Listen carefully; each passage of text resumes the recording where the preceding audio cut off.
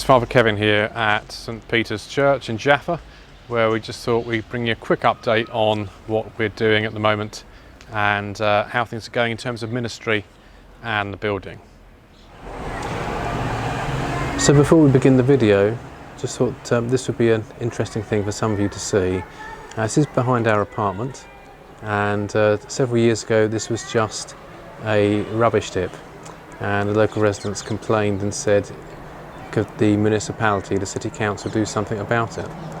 And what they actually did was they cleared all the rubbish and they planted different trees and plants that have been grown from seeds recovered from archaeological digs in Israel. So it's called the Biblical Garden because everything in it that you can see is grown from, as I say, seeds recovered from the archaeological excavations. So interesting to see the different types of trees in there.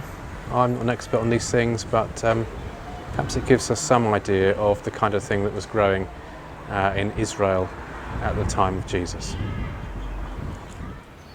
So there is good news and there is bad news, so let's get the bad news out of the way right at the beginning of the video.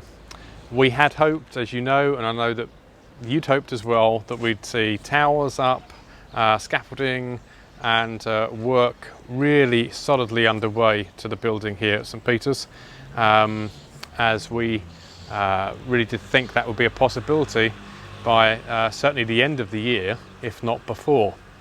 Unfortunately, there is an issue, it seems, with permits needed for the work here. We're not sure what that is, but we have learnt quite quickly here that if you don't have a permit for any kind of work, then that work will be stopped and shut down, and we obviously don't want to get into that situation or any kind of issues around that.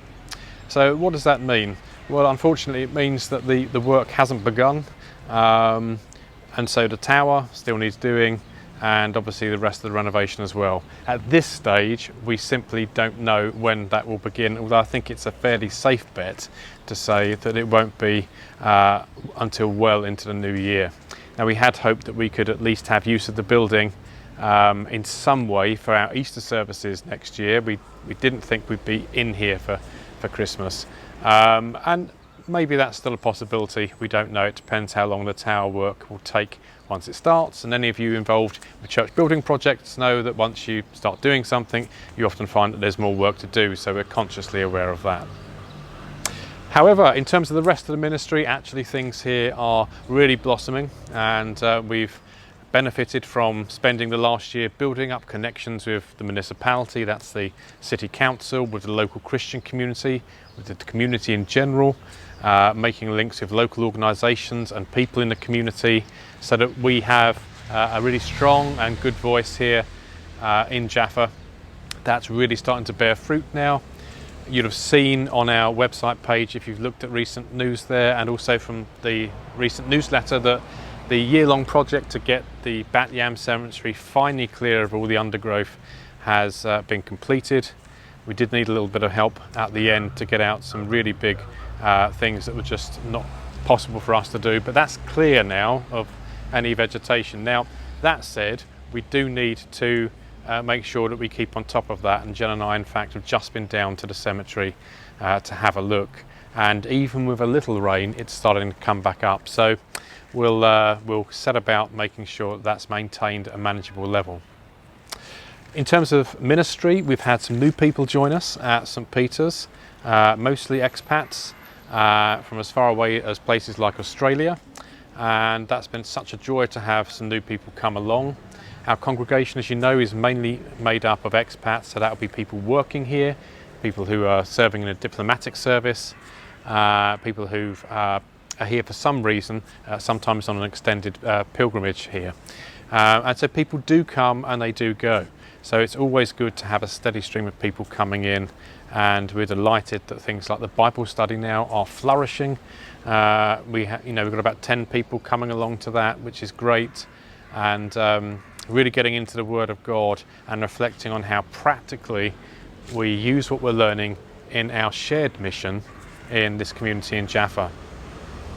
Our toddler group, Little Lambs, is also growing. We've got some new mums and children coming along. It's still a relatively small group in compared to some toddler groups in the UK and other places, but they come regularly, they come back, and we're having some really good conversations. They're very interested as to why we're here, which of course gives us the opportunity to share with them what we believe God has said to us in coming here to Jaffa.